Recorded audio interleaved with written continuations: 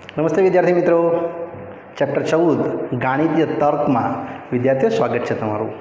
વિદ્યાર્થીઓ, આ ચેપ્ટરમાં કોઈ મેથેમેટિકલ સ્ટેપ્સ નથી, ઓનલી ફોર આપણે ગાણિતિક તર્ક એટલે લોજિક લગાવીને આ ચેપ્ટરને સમજવાના છે. જેમાં પહેલો ટૉપિક છે વિધાન.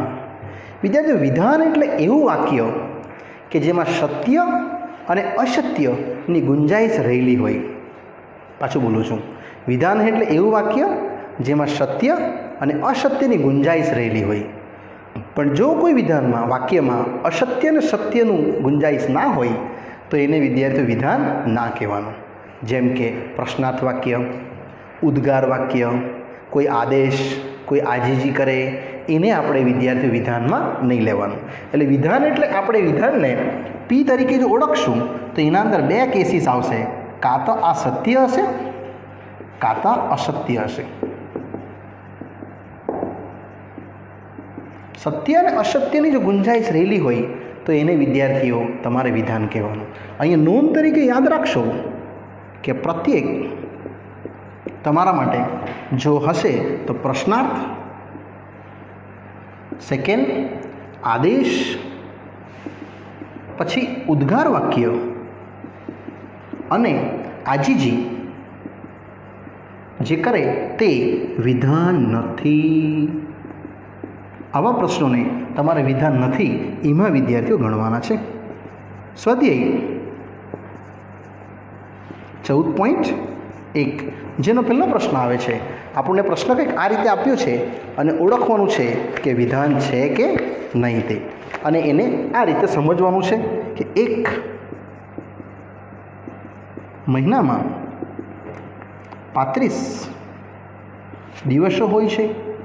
વિદ્યાર્થીઓ, આ તો અસત્ય ઘટના, પણ વિધાન તો છે જ નહીં. યસ, તે વિધાન છે. તે કારણ કે 35 દિવસ તો ના હોઈ શકે. મેં તમને પહેલાં જ કીધું, સત્ય અને અસત્ય ઘટના હોય એને તમારે ગણવાનું છે. ગણિત અઘરું છે વિદ્યાર્થીઓ. કોઈક વિદ્યાર્થી માટે ગણિત અઘરું હોય, કોઈના માટે અઘરું નથી. એટલે આ સાચું પણ નથી અને ખોટું પણ નથી, એટલે આ વિધાન નથી. ત્રીજું, આ જ રીતે 5 અને 7નો સરવાળો 10 કરતાં વધુ છે. વિદ્યાર્થીઓ, 5 અને 7 કરતાં 10નો સરવાળો 10 કરતાં વધુ તો વધુ જ છે, એ તો બહાર આવે છે. યસ, તે સત્ય વિધાન છે. એટલે વિધાન તો છે જ. પાછું બોલું છું, સત્ય અને અસત્ય જેમાં પણ હશે એને વિધાન કહેવાનું. ચોથું, કોઈ પણ સંખ્યાનો વર્ગ એ યુગ્મ સંખ્યા હોય છે તો બધી જ વાર કોઈ બી સંખ્યાનો વર્ગ યુગ્મ સંખ્યા ના હોય. 1નો વર્ગ કરું તો 1 થાય, 2નો વર્ગ 4 થાય. આ અયુગ્મ આવે, આ યુગ્મ આવે. એટલે બધી જ વખત વિદ્યાર્થીઓ સાચું નથી, માટે તે વિધાન નથી. 5 આ રીતે જઈશ. 5માં પણ કોઈ પણ ચતુષ્કોણ ની બાજુઓનો સમાન લંબાઈ ધરાવે છે તો નહીં, એવરી ટાઈમ નથી થતું. કોઈ પણ ચતુષ્કોણમાં નથી થતું. એ તો સમબાજુ ચતુષ્કોણ હોય અથવા ચોરસ હોય. એટલે આ પણ તે વિધાન નથી. આ તો સત્ય અને અસત્ય ઘટના બેમાંથી એક પણ નથી આવતું, એટલા માટે આ ખોટું છે. નેક્સ્ટ આવે છે 6થું, આ પ્રશ્નનો ઉત્તર આપો. વિદ્યાર્થીઓ, આમાં ના તો સત્ય છે ના તો અસત્ય છે, માટે તે વિધાન નથી. 7મું, -1 અને 8નો ગુણાકાર 8 થાય છે તો ગુણાકાર કરી જુઓ, -8 થાય છે. અસત્ય વિધાન છે, પણ વિધાન તો છે. યસ, જે અસત્ય વિધાન છે, માટે તે વિધાન છે. વિદ્યાર્થીઓ, અહીંયા બંને ગુંજાઈશ તમારે જોવાની છે. સત્યવાળી કાં તો અસત્યવાળી બંને આવતી હોય એને તમારે વિધાનમાં લેવાનું રહેશે. ત્રિકોણ ના બધા જ અંતઃકોણનો સરવાળો 180 થાય છે. તો હા, 180 થાય જ છે, જે સત્ય છે. યસ, જે સત્ય વિધાન છે. નેક્સ્ટ નવમું. આજે તોફાની દિવસ છે. ના એ સાચું છે, ના એ ખોટું છે.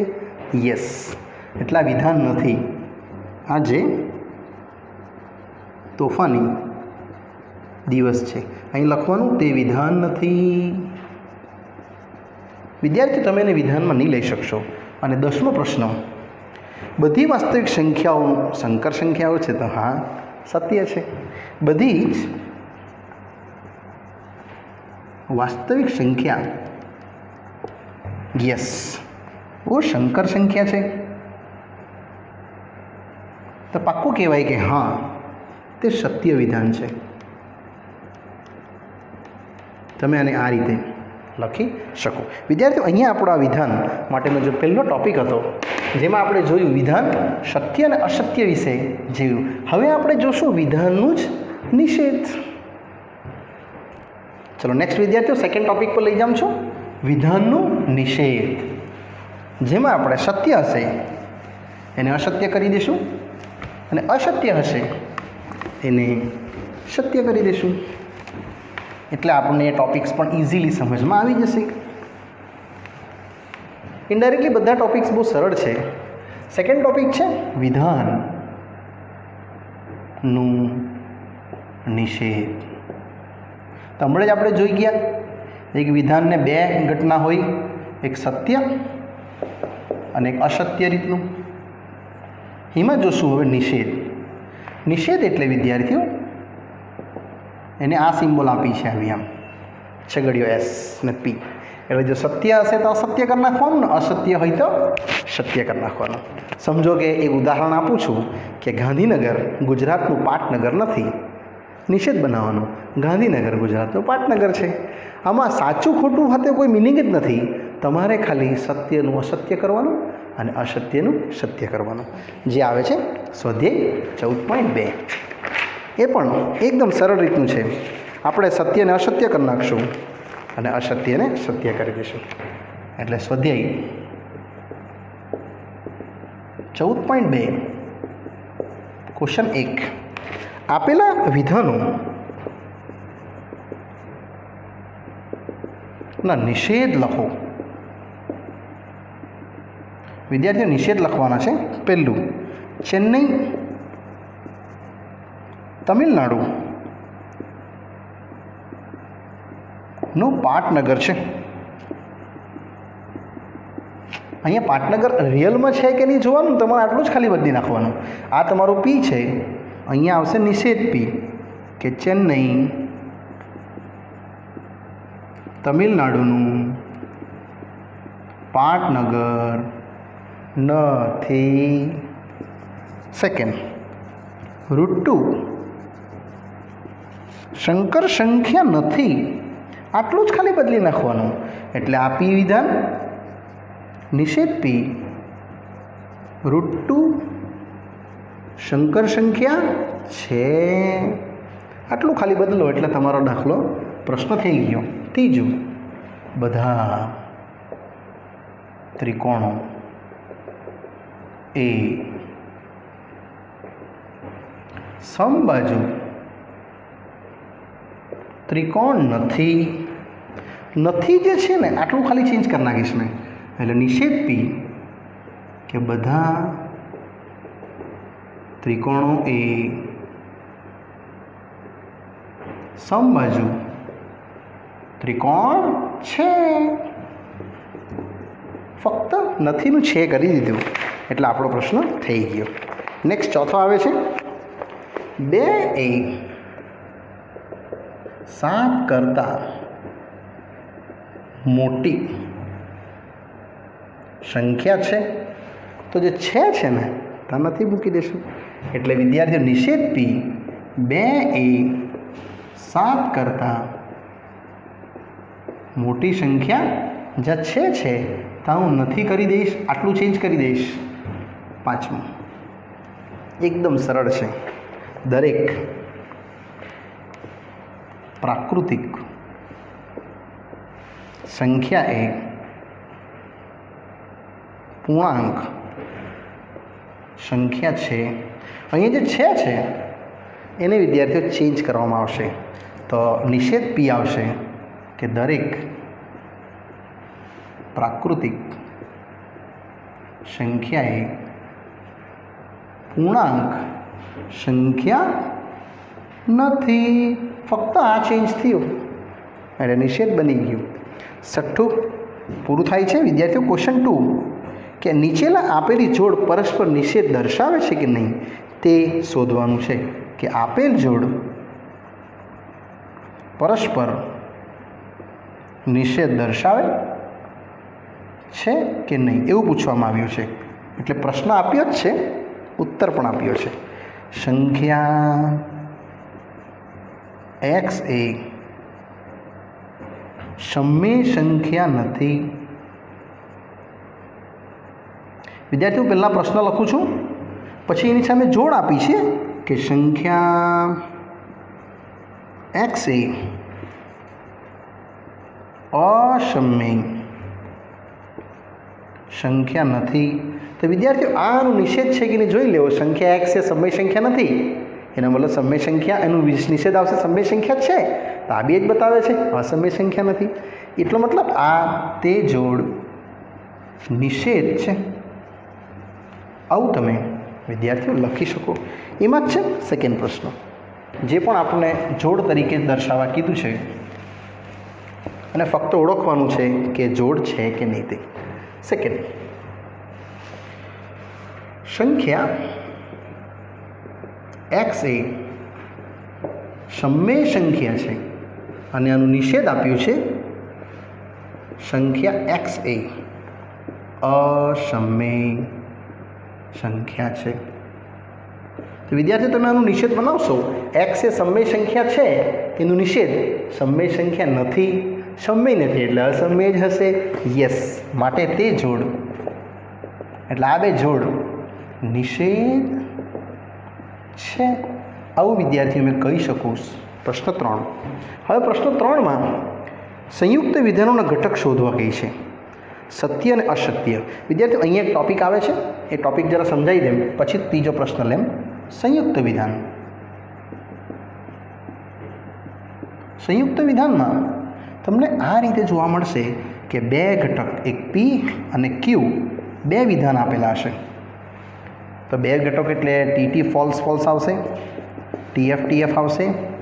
કારણ કે આપણે એક વિધાન માટે શીખી ગયા સત્ય અને અસત્ય, બીજા વિધાન માટે બી આવશે સત્ય અને અસત્ય. તો ટોટલ ચાન્સીસ પડ્યા તમારા ટીટી ટીએફ, પછી એફટી એફએફ, તે લખ્યું છે મેં અહીંયા. પહેલું આવે છે સંયોજન, પછી આવે છે વિયોજન. આ નવો ટૉપિક છે. સંયોજનને પી અને ક્યુ કહીશું, વિયોજનને પી ઓર ક્યુ કહીશું. આ બેનું સંયોજન કરશું જ્યારે બી તો સત્યનું સત્ય જ રહેશે, પણ જ્યારે બી અસત્ય આવી જાય તો તમારે અસત્ય જ લખવાનું છે. અને જો વિયોજન કરશું તો ડબલ સત્ય હોય તો સત્ય, કોઈ બી એક સત્ય હોય તો સત્ય, પણ જો બંને ફોલ્સ હોય તો આન્સર ફોલ્સ આવશે. અહીંયા વિદ્યાર્થીઓ બંને ટ્રુ હોય તો જ આનો ઉકેલ ટ્રુ આવશે. આમાં અને આ બતાવશે અથવા. આ જે સિમ્બોલ છે પી અને ક્યુ છે, આ સંયોજન એટલે. અને અહીંયા સમજવાનું પી અથવા ક્યુ, જેને આપણે આ રીતે વિદ્યાર્થીઓ હવે પ્રશ્ન 3થી સમજશો. આ પાઠ્યપુસ્તકમાં ટેબલ નથી આપ્યું, પણ તમારે લખવાનું રહેશે, જે તમને વધારે પડતું સમજમાં પડી જાય ઇઝીલી, એટલા માટે મેં લખ્યું છે. હવે પ્રશ્ન 3, જે આ જ સિદ્ધાંતમાં લઈ જઈશ કે આપેલ સંયુક્ત ઘટક ઓળખો, સત્ય અને અસત્ય બી ઓળખો. 3 એ અવિભાજ્ય સંખ્યા છે અથવા અયુગ્મ છે. આપણે સૌપ્રથમ વિદ્યાર્થીઓ અહીંયા રાઉન્ડ અપ કરી દેવાનું, અથવા એટલે તમે અહીંયા છો વિયોજન પર, એટલે એક વિધાન P, એક વિધાન Q, 3A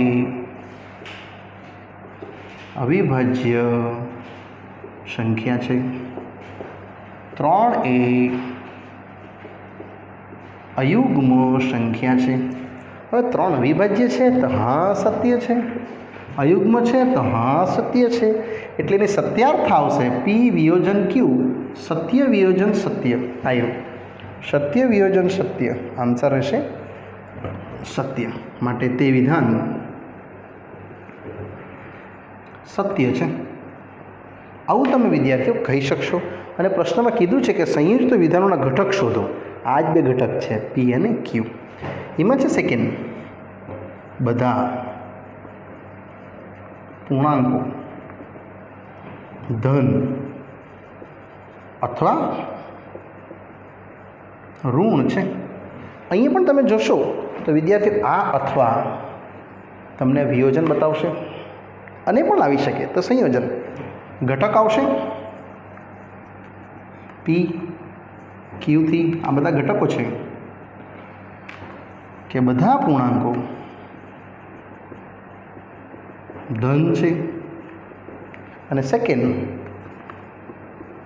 બધા પૂર્ણાંકો ઋણ છે.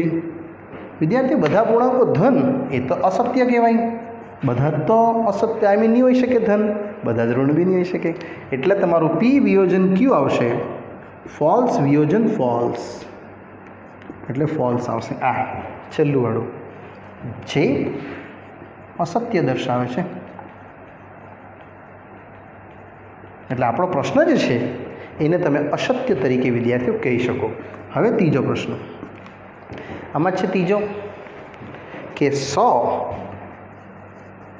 એ 3, 11 અને 5થી વિભાજ્ય છે.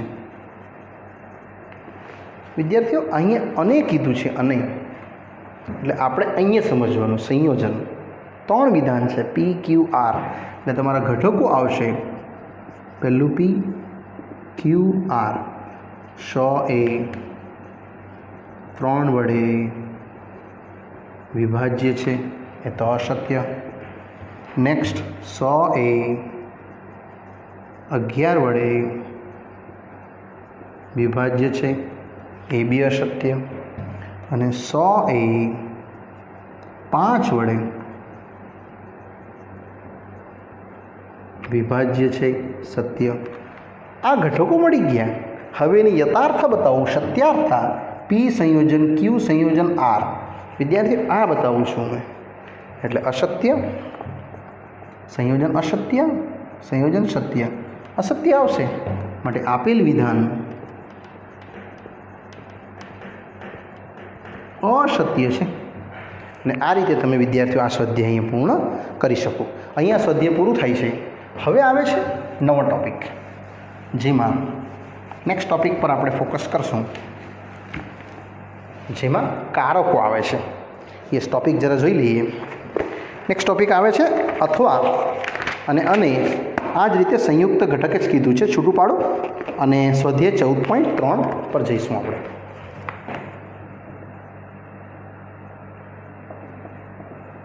આપેલા પ્રશ્નમાં સંયુક્ત વિધાનમાં પ્રથમ સંયોજકો ઓળખો અને પછી તેને ઘટક વિધાનોમાં છૂટું પાડો. એટલે આ જ રીતે ફર્સ્ટ બધી સમય સંખ્યાઓ વાસ્તવિક છે, અને અહીં અંડરલાઈન આવી જશે, બધી જ વાસ્તવિક સંખ્યાઓ વિદ્યાર્થીઓ સંકર સંખ્યાઓ નથી, આવું કીધું છે. તો આપણે ખાલી ઘટકો છૂટા પાડવાના છે, અહીંથી આપણું સંયોજન છૂટું પડી જશે. યસ, પ્રશ્નમાં કીધું છે કે દરેકના સંયુક્ત વિધાનમાં પ્રથમ સંયોજક ઓળખો. તો આ સંયોજક છે, એટલે લખવાનું તમારે સંયોજક અને છે. અને આન્સરમાં હવે આને એક વિધાન કહી દેવાનું પી, આને એક કહી દેવાનું ક્યુ, એટલે ઘટકો એક પી ઘટક આવશે, એક ક્યુ ઘટક આવશે, અને બંનેને વિદ્યાર્થીઓ તમે આ રીતે સેપરેટ કરીને જસ્ટ લખી દો એટલે ઉકેલ આવી જશે કે બધી જ સમય સંખ્યાઓ વાસ્તવિક છે. અહીં લખશું બધી વાસ્તવિક સંખ્યાઓ સંકર સંખ્યાઓ નથી. ફક્ત આટલું લખવાનું છે. એમ જ સેકન્ડ આપણે ખાલી વિધાન લખતા જશું પ્રશ્નના આધારે, એટલે વિદ્યાર્થીઓ આપણો ઉકેલ આવતો જશે.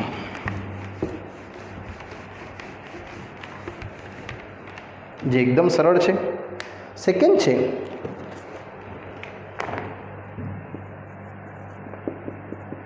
પૂર્ણાંકનો વર્ગ ધન અથવા ઋણ છે. વિદ્યાર્થીઓ અથવા જે બતાવે એ આપણા માટે સંયોજક છે, એટલે લખશું મેં કે સંયોજક અથવા છે.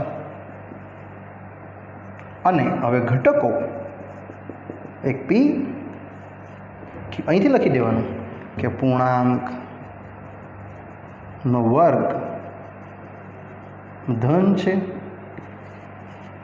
સેકન્ડ પૂર્ણાંકનો વર્ગ ઋણ છે. ઇનફ. નાવ થર્ડ ક્વેશ્ચન્સ. થર્ડમાં બી આવી રીતે કીધું છે કે રેતી સૂર્યના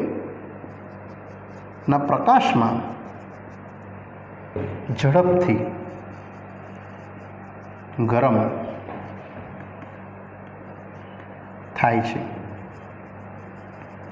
અને રાત્રિના સમયે ઝડપથી ઠંડી થતી નથી.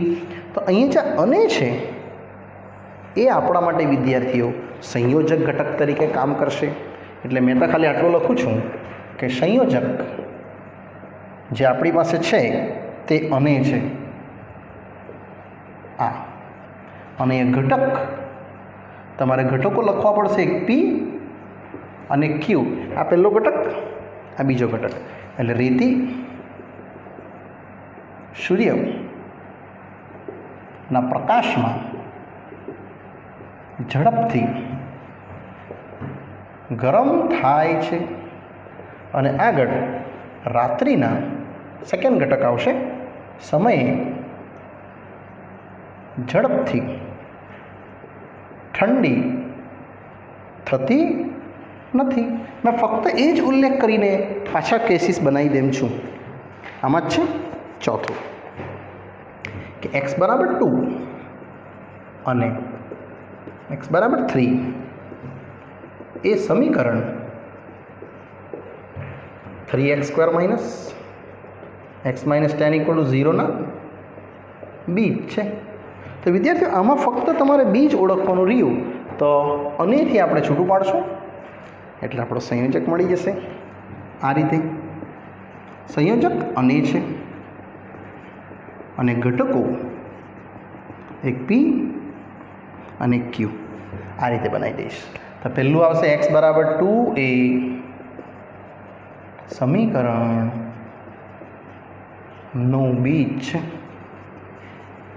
આ જ રીતે સેકન્ડ x બરાબર 3 એ સમીકરણનું બીજ છે. અને વિદ્યાર્થીઓ તમે આ રીતે બ્લોક કરી શકો છો. અને આ પ્રશ્ન પહેલો આરામથી થઈ ગયો. સેકન્ડ આવે છે હવે કારકો ઓળખો. તો બે જ પ્રકારના કારકો છે, હેડિંગ લખાવી દઉં છું. કારકો, જેમાં પહેલું કારક છે વૈશ્વિક કારક અને બીજું છે અસ્તિત્વ કારક. આ નવો ટોપિક છે. ફર્સ્ટ છે વૈશ્વિક કારક, જેને આ નંબરની સિમ્બોલથી ઓળખાય છે ઊંધો એ, અને એનું નિષેધ અસ્તિત્વકારક. યસ, અસ્તિત્વકારક, જેને તમારે આ રીતે ઓળખવાનું છે ઊંધો એ. આનું નિષેધ આ. અને આનો નિષેધ આ. એટલે બે જ કારકો છે, વૈશ્વિક કારક. વૈશ્વિક કારક એટલે બધા અવલોકનોનો ઉલ્લેખ કરવાનો હોય ત્યારે વૈશ્વિક વંચાય, કે બધી જ સંખ્યા, બધા જ વ્યક્તિઓ, બધા જ અવલોકનો, એ રીતે. અને અસ્તિત્વ કારક એટલે પ્રત્યેક એક અથવા બે માટે જો યુઝ કરવું હોય તો તમારે અસ્તિત્વ કારકનો ઉપયોગ કરવાનો. હવે આવે છે એમાં જ ત્રીજો પ્રશ્ન, જે પણ સરળ છે અને તરત થઈ જાય તેવો છે, કે ક્વેશ્ચન 3માં કારકો ઓળખો અને એ સંખ્યાનું નિષેધ પણ દર્શાવો. યસ, આપણે કારકો ઓળખશું પહેલાં તો, પછી આપણે એને સંખ્યાનો નિષેધ બનાવશું. પ્રશ્ન 1 છે કે પ્રશ્ન નંબર 2, સોરી નોટ 3, ઓનલી 2, કે કોઈક સંખ્યાનો વર્ગ તે સંખ્યા જેટલો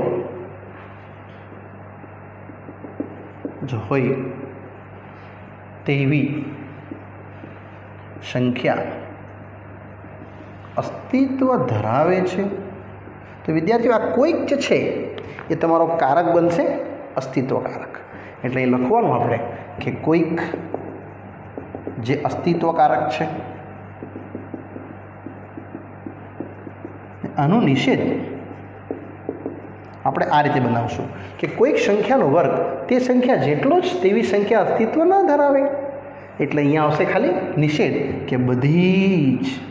આનું તમારે વૈશ્વિક કારક પર આવી જવાનું છે કે બધી જ સંખ્યાનો વર્ગ તે સંખ્યા જેટલો જ હોય તેવી સંખ્યા અસ્તિત્વ ન ધરાવે છે. અહીં વિદ્યાર્થી મેં ન લખી દીધું છે, એટલે જે મારા માટે જે હતું એ ટોપિક્સ ઇઝીલી થઈ જાય. પછી આવે છે વિદ્યાર્થી આમાં જ ક્વેશ્ચન નંબર 2માં, જેમાં સેકન્ડ વન આપણે આ રીતે જોઈએ છે.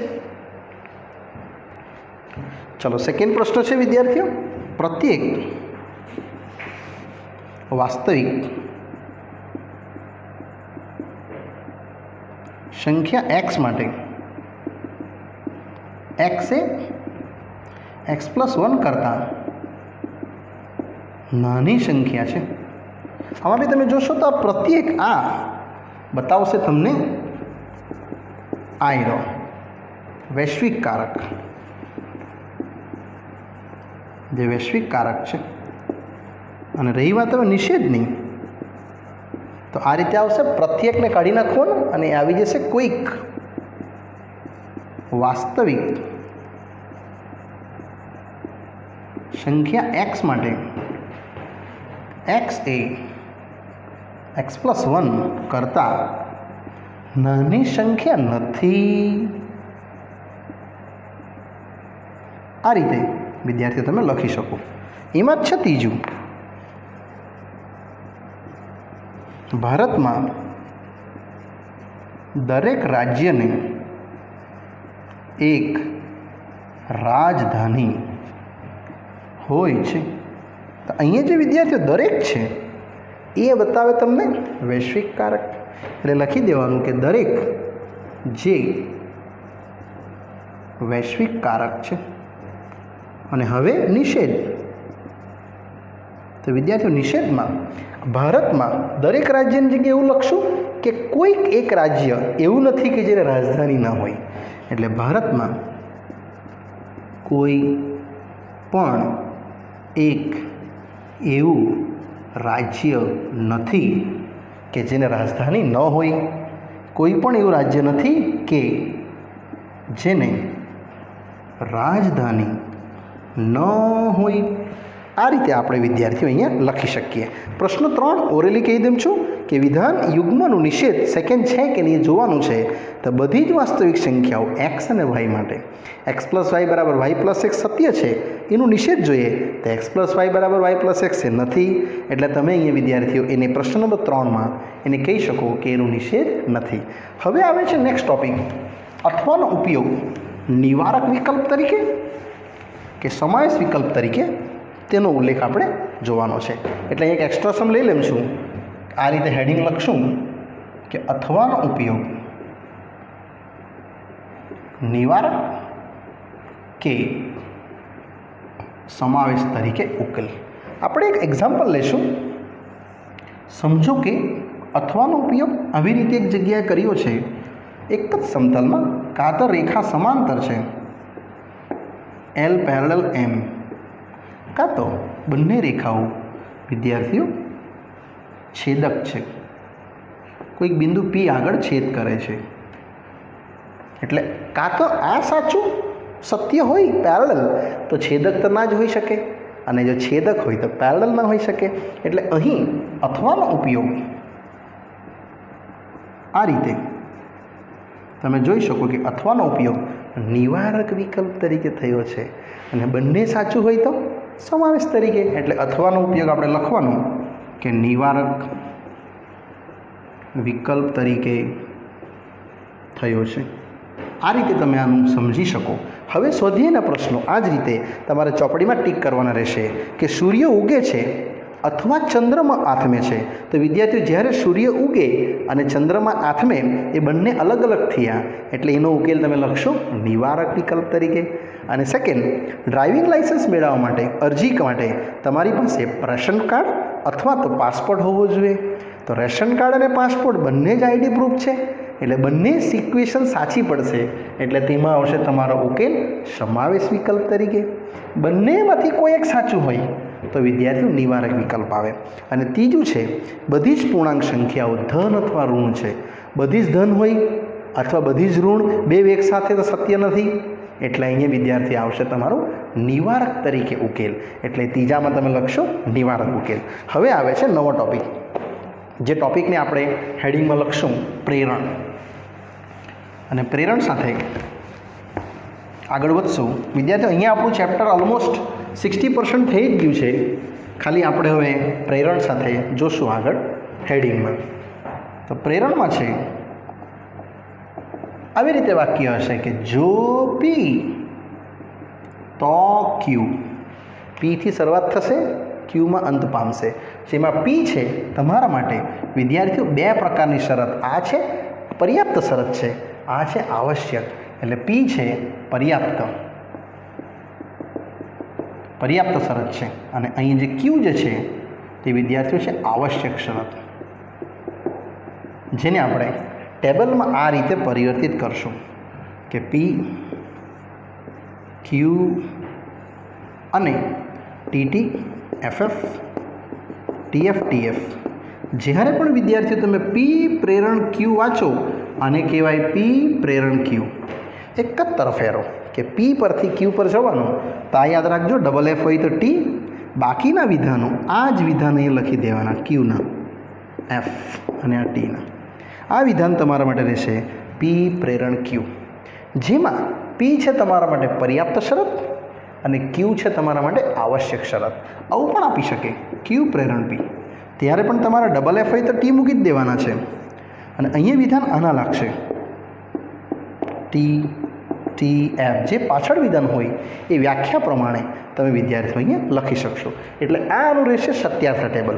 આમાં એક બીજો ટોપિક છે નિષેધ, જેને આપણે સમજશું P પ્રેરણ Qનું નિષેધ હંમેશા એ P અને નિષેધ Q થશે. અને એક બીજું Q પ્રેરણ P જો હોય તો Q અને નિષેધ P રહેશે. આ રીતના બે સૂત્રોના લિસ્ટમાં તમે આ શરત જોઈ શકો છો.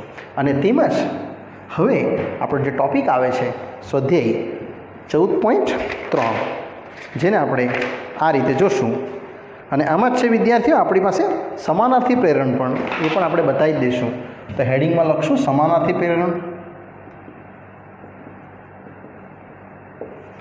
સમાનાર્થી પ્રેરણ એટલે બે આન્સર સમાન. એટલે P પ્રેરણ Q, તો એનું સમાનાર્થી થશે નિષેધ Q પ્રેરણ નિષેધ P. અને એક આના પછી છે નેક્સ્ટ, જેને કન્વર્સ કહેવાય અથવા પ્રતીપ કહેવાય. એટલે પ્રતીપ કે P પ્રેરણ Q હોય ત્યારે તમારે વિદ્યાર્થીઓ Q પ્રેરણ P લખવાનું રહેશે. અને એક લાસ્ટ અંતિમ પડાવ છે આમાં જ, જેમાં છે દ્વિપ્રેરણ. આ બધી વ્યાખ્યા દાખલાના ન્યુમેરિકલ્સમાં આપણે જોશું. દ્વિપ્રેરણમાં પી તો ને તો જ ક્યુ આમ રહેશે. એને તમારે આ રીતે સિમ્બોલમાં પરિવર્તિત કરવાની. બેવ સાઈડ એરો આમ, પી બે બાજુ એરો, ક્યુ, અને આને જ કહેવાશે દ્વિપ્રેરણ, જેથી પી અને ક્યુ બંને જ, જ્યાં પી અને ક્યુ બંને જ આવશ્યક તથા પર્યાપ્ત શરત છે. આ રીતે વિદ્યાર્થીઓ આવશે. અને આના માટે પણ એક ટેબલ છે જે તમારે વિદ્યાર્થીઓ ટેબલ શીખવાનું છે. આ ટેબલ પરથી જ મેં બતાવીશ.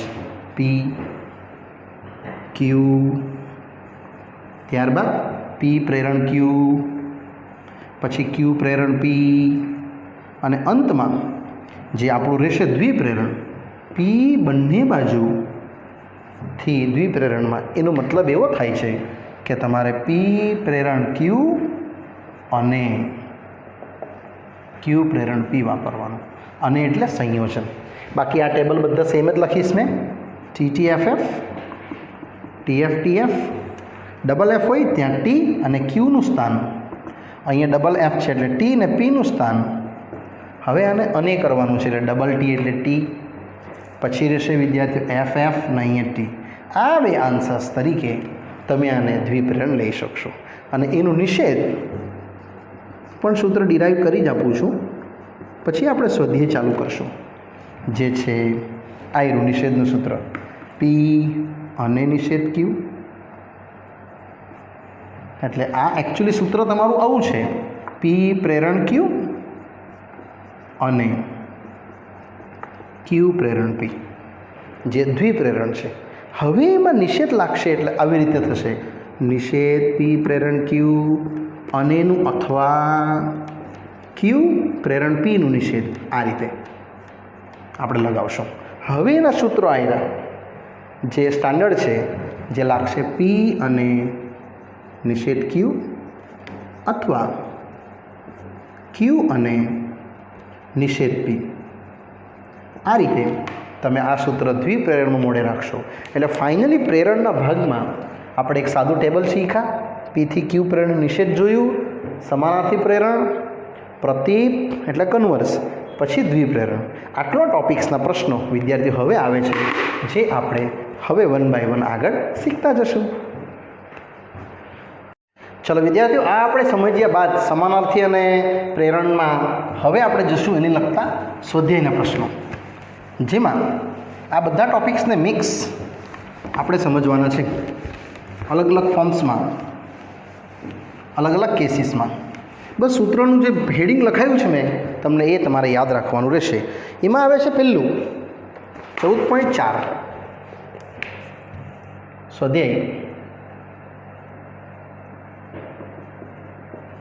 પ્રશ્ન નંબર 1માં જ કીધું છે કે આને 5 રીતે લખવાનું છે, 5 જુદી જુદી રીતે. જો તો નો ઉપયોગ કરી આપણી પાસે જે પ્રશ્ન છે એમાં જો કોઈક પ્રાકૃતિક સંખ્યા અયુગ્મ હોય તો તેનો વર્ગ પણ અયુગ્મ છે. વિદ્યાર્થીઓ, આમાં જો અને તોથી આખું વાક્ય આપણું જોઈન્ટ છે. અહીંથી જો તમે જોશો તો જો અને આ તમારું તો, એટલે આટલાને આપણે એક વિધાન કહી દઈશું પી અને આટલાને કહી દઈશું ક્યુ. અને એ રીતે આપણે એના 5 વાક્યો અલગ અલગ રીતે લખશું. પહેલું લખશું સમાનાર્થી પ્રેરણ, જે મેં તમને લખાયું જ છે આ રીતે કે પી પ્રેરણ ક્યુ, તો સામે આવશે નિષેધ ક્યુ પ્રેરણ નિષેધ પી. આ રીતે આપણે આને વિદ્યાર્થી ઉલ્લેખ કરશું અને આન્સરમાં પરિવર્તિત કરશું. તો પહેલું આવશે જો ક્યુનું નિષેધ એટલે આનું નિષેધ પ્રાકૃતિક સંખ્યા નો વર્ગ અયુગ્મ નથી. યસ, વર્ગ, કારણ કે મારે ક્યુનું નિષેધ બનાવવાનું છે અને પી અને ક્યુનું નિષેધ. તો હવે આવશે આ પ્રાકૃતિક સંખ્યા. આ જ રીતે અયુગ્મ છે. પ્રાકૃતિક સંખ્યા અયુગ્મ નથી ને એનો વર્ગ, પ્રાકૃતિક સંખ્યાનો વર્ગ અયુગ્મ નથી ને પ્રાકૃતિક સંખ્યા અયુગ્મ નથી. આ રીતે તમે વિદ્યાર્થીઓએ પહેલું લખી શકશો. ત્યારબાદ બીજું, ત્રીજું, ચોથું ને પાંચમું પણ આ જ રીતે આપણે લખશું, જેમાં લખશું કોઈ પ્રાકૃતિક સંખ્યા અયુગ્મ હોય તો તેનો વર્ગ શક્ય છે, અયુગ્મ હોય એ રીતે. હવે લખશું આવશ્યક અને પર્યાપ્ત રીતે. સેકન્ડ છે કોઈ પ્રાકૃતિક સંખ્યા તો ને તો જ તેનો વર્ગ અયુગ્મ છે. ચોથું, કોઈ પણ પ્રાકૃતિક સંખ્યા અયુગ્મ હોય તો તેની આવશ્યક શરત કે તે આનો વર્ગ પણ અયુગ્મ છે.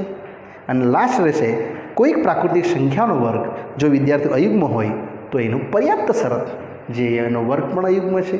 આ રીતે તમે આને વિદ્યાર્થીઓ લખી શકશો.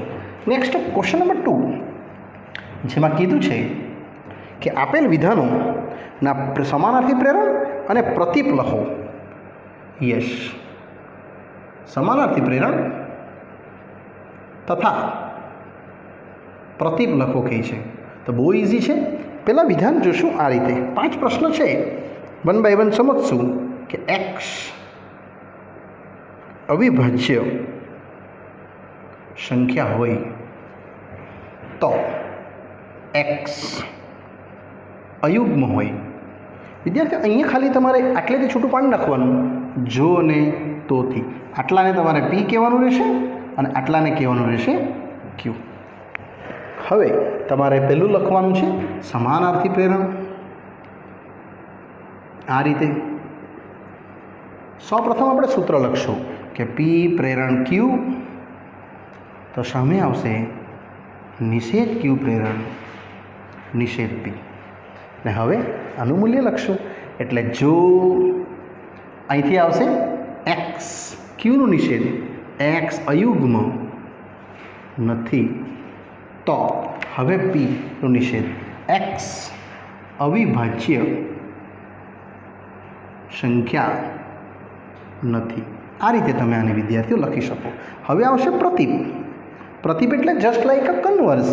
પી પ્રેરણ ક્યુ તો ઓલી બાજુ ક્યુ પ્રેરણ પી. ખાલી ક્યુ ને પીનું સ્થાન બદલી નાખવાનું છે.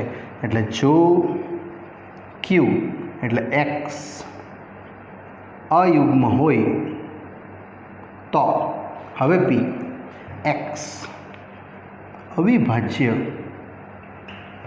સંખ્યા હોય છે. આ રીતે તમે વિદ્યાર્થીએ લખી શકશો પહેલા પ્રશ્નને. એમાં જ છે બીજો પ્રશ્ન, જે પણ આ જ રીતે સમજાવીશ કે જો બે રેખાઓ સમાંતર હોય, જો બે રેખાઓ સમાંતર હોય તો તે સમતલમાં છેદશે નહીં. વિદ્યાર્થી અહીંથી તમારું વાક્ય છૂટું પડે છે. આટલેથી આટલું પી અને આટલેથી આટલું ક્યુ. આ જો પી અને તોથી છૂટું પડી જશે એટલે તમારા માટે સમાનાર્થી પ્રેરણ આવી જશે. આ રીતે કે પી પ્રેરણ ક્યુ નિષેધ ક્યુ પ્રેરણ નિષેધ પી. આપણે તો ખાલી ક્યુ ને પીનું નિષેધ બનાવી દેવાનું છે. આ રીતે જો ક્યુનું નિષેધ એટલે બે રેખાઓ સમતલમાં છેદશે. અહીંયા નહીં લખેલું છે પણ એનું નિષેધ છેદશે તો હવે પીનું નિષેધ તો તે સમતલમાં વિદ્યાર્થીઓ સમાંતર નથી. આવું આનો મિનિંગ થાય. અને હવે આવશું આનો જ પ્રતીપ બનાવવા માટે, જે પણ એકદમ સરળ છે અને ઇઝીલી તમે આને પણ સમજી શકશો પ્રતીપમાં. એટલે પી પ્રેરણ ક્યુ તો આન્સર ક્યુ પ્રેરણ પી. એટલે જોથી સ્ટાર્ટ થશે તો ખાલી ક્યુ, અહીંથી ક્યુ બનાવી દઈશું કે બે રેખાઓ સમતલમાં, ક્યુ લખું છું મેં, સમતલમાં છેદશે નહીં તો હવે પી તો તે સમાંતર હોય. આટલું ફક્ત ઉકેલ આવશે. એમાં જ છે ત્રીજો પ્રશ્ન, કંઈક ઠંડુ છે તે સૂચવે છે કે તેનું તાપમાન નીચું છે. એટલે ડાયરેક્ટ લખશું નિષેધ ક્યુ કે જો તાપમાન નીચું નથી તો તે કંઈક ઠંડુ સૂચવતું નથી. અને પ્રતીપ આવશે કે જો તાપમાન નીચું છે તો કંઈક ઠંડુ છે.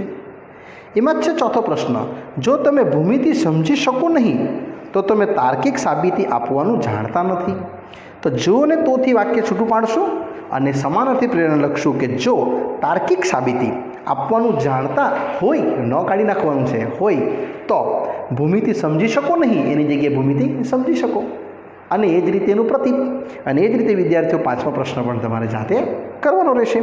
હવે આવે છે ક્વેશ્ચન નંબર 3, જેમાં વિધાનોને જોથી ડેશ ડેશ તો સ્વરૂપમાં લખો. આપણે આ રીતે વિદ્યાર્થીઓ લખવાના છે. એમાં પણ પ્રશ્ન ઇઝી જ છે. પહેલો પ્રશ્ન કે તમને નોકરી મળી એ સૂચવે છે કે તમને નોકરી મળી એ સૂચવે છે કે તમારા પ્રમાણપત્રો સારા છે.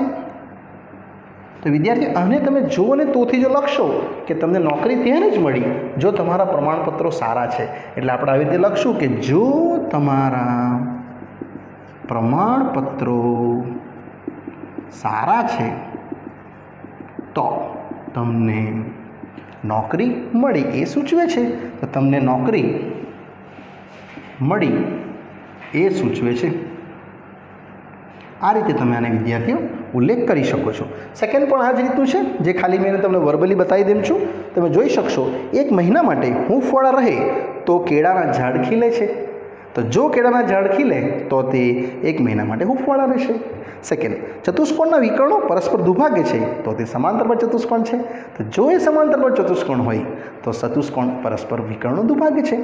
અને ચોથું, વર્ગમાં A+ મેળવવા માટે તમારે પુસ્તકના બધા જ સ્વાધ્યાય કરવા જરૂરી છે. એટલે જો તમે પુસ્તકના બધા જ સ્વાધ્યાય કરશો તો તમે વર્ગમાં A+ મેળવી શકશો. આ રીતે વિદ્યાર્થીઓ આવશે. અને એમાં જ છે નેક્સ્ટમાં પ્રશ્ન નંબર 4, જે આપણે જોશું વિધાન A અને B આપેલા છે અને એકબીજાના સમાનાર્થી પ્રેરણ છે કે નહીં તે સૂચવવાના છે. તો વિદ્યાર્થીમાં પહેલું છે, જો તમે દિલ્હીમાં રહેતા હો તો તમારી પાસે શિયાળુ કપડાં છે એનું સમાનાર્થી પ્રેરણ.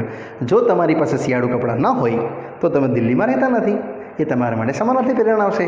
અને પ્રતીપ એનું ઊંધું કે જો તમારી પાસે શિયાળુ કપડાં હોય તો તે દિલ્હીમાં તમે રહો છો. એમાં જ છે બીજો પ્રશ્ન, જે આ રીતે છે. હું લખતો નથી બોર્ડ પર, તમારે આને વર્બલી સમજાવું છું, તમારે સમજવાનું છે. જો ચતુષ્કોણ સમાંતરબળ ચતુષ્કોણ હોય તો તેના વિકર્ણો પરસ્પર દુભાગે છે. એનું આવશે તમારું સમાનાર્થી પ્રેરણ. જો ચતુષ્કોણના વિકર્ણો પરસ્પર ન દુભાગે તો ચતુષ્કોણ સમાંતર બાજુ ચતુષ્કોણ નથી. અને પ્રતીપ એટલે આ સૂત્ર જેને તમે લખી શકો છો કે જો ચતુષ્કોણના વિકર્ણો પરસ્પર દુભાગે તો તે સમાંતર બાજુ ચતુષ્કોણ છે. ચલો વિદ્યાર્થીઓ, અહીંયા સ્વાધ્યાય પૂરું થાય છે ને હવે આપણે જઈએ છીએ સ્વાધ્યાય 14.5, જે નથી કરવાનું.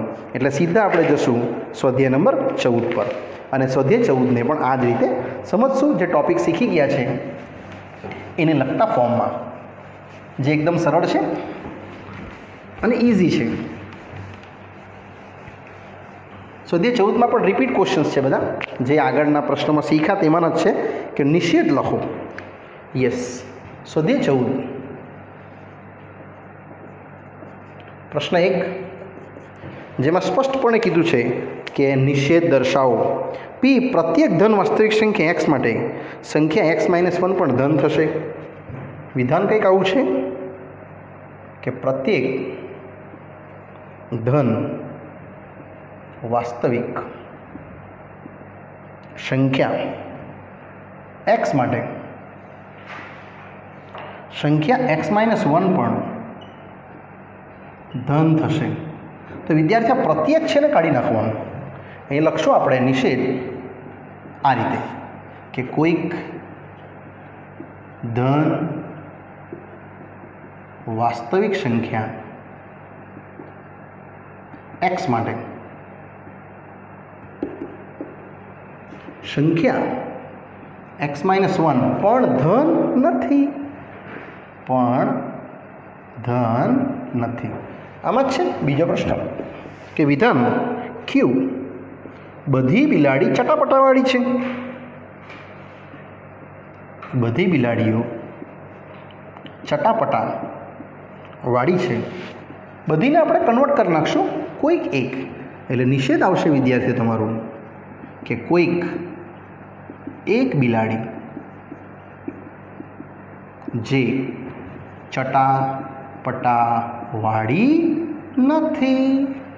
આ રીતે તમે વિદ્યાર્થીઓ લખી શકશો. ત્રીજું છે કે પ્રત્યેક વાસ્તવિક સંખ્યા x માટે તમારે આ રીતે લખવું પડશે કે x ગ્રેટર દેન 1 અથવા x લેસ દેન 1. વિદ્યાર્થીઓ પ્રત્યેક છે એને આપણે દૂર કરી દઈશું અને એને કરી દઈશું આપણે કોઈક, એટલે નિષેધ આવશે કે કોઈક વાસ્તવિક સંખ્યા x માટે. આને આપણે નિષેધ કરી દઈશું કે x નોટ ગ્રેટર દેન 1 અને x નોટ લેસ દેન 1. આ રીતે કરી શકાય. અને ચોથું છે PQR પછી છે S કે 0 less than x less than 1 થાય તેવી એક એવી સંખ્યા x વાસ્તવિક સંખ્યા x ધરાવે છે. આ રીતે આપણે આને વિદ્યાર્થી જોઈ શકશું. તો આમાં પણ તમે જોશો તો આ આપણે કન્કોડ કરી નાખશું કોઈક એક એવી સંખ્યા, એટલે એ બધી જ સંખ્યા લખવામાં આવશે નિષેધમાં કે 0 less than x less than 1 થાય તેવી. આ ચેન્જ થઈ જશે. કોઈક એક એવી સંખ્યાની જગ્યાએ બધી જ સંખ્યા x વાસ્તવિક ન ધરાવે છે. આટલું આપણે વિદ્યાર્થીઓ ચેન્જ કરવું પડે. આમાં આવે છે પ્રશ્ન નંબર 2. હવે દરેક સંખ્યાના પ્રતીપ અને સમાનાર્થી જે વિદ્યાર્થીઓ તમે જાતે કરશો અને ત્રીજો પણ જાતે કરશો, જે p અને q ના સ્વરૂપમાં વિદ્યાર્થીઓ બદલવાનું છે. એટલે પ્રશ્ન 2 અને પ્રશ્ન 3 મેં તમને જાતે ગણવા માટે આપું છું હોમવર્કમાં. અને ત્યારબાદ આવે છે વિદ્યાર્થીઓ પ્રશ્ન 4 જે નવો છે, p નો ઉપયોગ કરીને તો અને તો જ સ્વરૂપમાં ફેરવો. જો p તો અને તો જ q સ્વરૂપમાં લખવાનું છે. બહુ ઇઝી છે. 2 પ્રશ્નના હેડિંગમાં આપ્યું છે. પહેલું, જો તમારે ટેલિવિઝન નિહાળો ત્યારે તમારું મન મુક્ત હોય છે અને જ્યારે તમારું મન મુક્ત હોય ત્યારે તમે ટેલિવિઝન નિહાળો છો.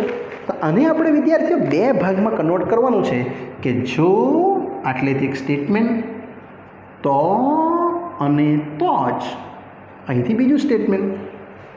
કોઈ પણ વાક્ય પહેલાં લખી શકાય. મેં પહેલું લખું છું, જ્યારે ટેલિવિઝન નિહાળો. યસ, ટેલિવિઝન નિહાળો તો અને તો જ તમારું મન ફક્ત, યસ ફક્ત નથી મુક્ત છે, મુક્ત હોય છે. આટલું વિદ્યાર્થીઓ લખવાનું છે. સેકન્ડમાં બી એ જ રીતે કે જો સ્ટેટમેન્ટ તો અને તો જ, બીજું સ્ટેટમેન્ટ. આ રીતે પહેલું સ્ટેટમેન્ટ કહે છે તમારે એ ગ્રેડ મેળવવા માટે બધું ગૃહ કાર્ય નિશ્ચિત કરવું પડે, એ તમારી જરૂરી આયોજન છે. યસ, એટલે જો તમારે એ ગ્રેડ મેળવવો હોય તો અને તો જ તો તમારે નિયમિત વર્ક કરવું પડે. એટલે કે જો તમારે એ ગ્રેડ મેળવવો હોય તો અને તો જ, યસ બધું જ ગૃહ કાર્ય નિયમિત, યસ બધું જ ગૃહ કાર્ય નિયમિત કરવું પડે. આ રીતે તમે આને ત્રીજાને પણ સમજી શકશો. ત્રીજા પણ ચોથો પણ આ જ રીતે રહેશે કે જો તો અને તો જ. નેક્સ્ટ લાઈન આ રીતે રહેશે. અને ક્વેશ્ચન છે, જો ચતુષ્કોણના બધા જ ખૂણાઓ સમાન તો તે લંબચોરસ છે. એટલે કે જો ચતુષ્કોણના બધા જ ખૂણાઓ સમાન તો ને તો જ તે લંબચોરસ છે. આ રીતે વિદ્યાર્થીઓ તમે આને વિસ્તૃતમાં ચોથો પ્રશ્ન લખી શકો। પાંચમામાં એ જ રીતે કીધું છે, બે વિધાન આપ્યા છે, આ બંને વિધાનોને અને અથવા અથવાથી જોડીને સંયુક્ત વિધાન લખો અને બંનેના પ્રકારની સત્યાર્થતા ચકાસો। જે આઈએમપી છે, પરીક્ષાલક્ષી, પરીક્ષામાં આવો પ્રશ્ન પૂછી શકાય, જેમાં તમારે આ રીતે પરિવર્તિત કરવો પડશે। પ્રશ્ન નંબર 5 કે પી છે 25A 5નો ગુણિત છે અને ક્યુ 25A 8નો ગુણિત છે। આપણે એને અને અથવાથી જોઈન્ટ કરવાનું છે।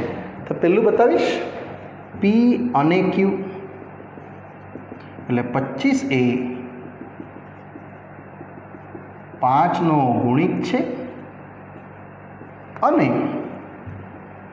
8નો ગુણિત છે। વિદ્યાર્થીઓ, અહીંયા તમે 25 એ 5નો ગુણિત છે, સત્ય છે, 8નો તો નથી, અસત્ય છે, એટલે એની સત્યાર્થ આવશે પી અને ક્યુ, પહેલું ટ્રુ, બીજું ફોલ્સ, આખું ફોલ્સ, જે અસત્ય છે, આ રીતે। અને નેક્સ્ટ આવશે પી અથવા ક્યુ, એને બી આ જ રીતે 25A 5નો ગુણિત છે અથવા 8નો ગુણિત છે। આ રીતે તમે આને વિસ્તૃતમાં કરી શકશો। આને પણ તમે જોશો પી વિયોજન ક્યુ, તો ટ્રુ વિયોજન ફોલ્સ, એટલે ટ્રુ જ આવશે, જે સત્ય છે। અમે તમને ટેબલ આગળ દર્શાવ્યું જ છે વિદ્યાર્થીઓ, એના જેવું છે। પ્રશ્ન 6, પ્રશ્નમાં જણાવેલ રીતની મદદથી નીચે આપેલી સત્યાર્થના, જે આપણે નથી કરવાનું। અને લાસ્ટ છે, નીચેના વિધાનોને એક સમાન અર્થ ધરાવતા 5 ભિન્ન પ્રકારે, એટલે જો કોઈ ત્રિકોણના બધા ખૂણાઓ સમાન હોય તો તે ગુરુકોણ છે। આગળ મેં તમને સ્વાધ્યાય 4.4નો પ્રશ્ન દર્શાવ્યો છે વિદ્યાર્થીઓ, જેના 5 રીતે આપણે આવશ્યક પર્યાપ્ત સરળ રીતે જોયું, જે આપણે એ વિદ્યાર્થીઓ કમ્પ્લીટ કરી શકીએ। અને અહીંયા આપણું વિદ્યાર્થીઓ ચેપ્ટર નંબર 14 ગાણિતીય તર્ક વિદ્યાર્થીઓ પૂરું થાય છે। ઉમ્મીદ કરું છું કે આને લગતા ઉદાહરણો તમે જાતે ગણશો। Okay, bye bye.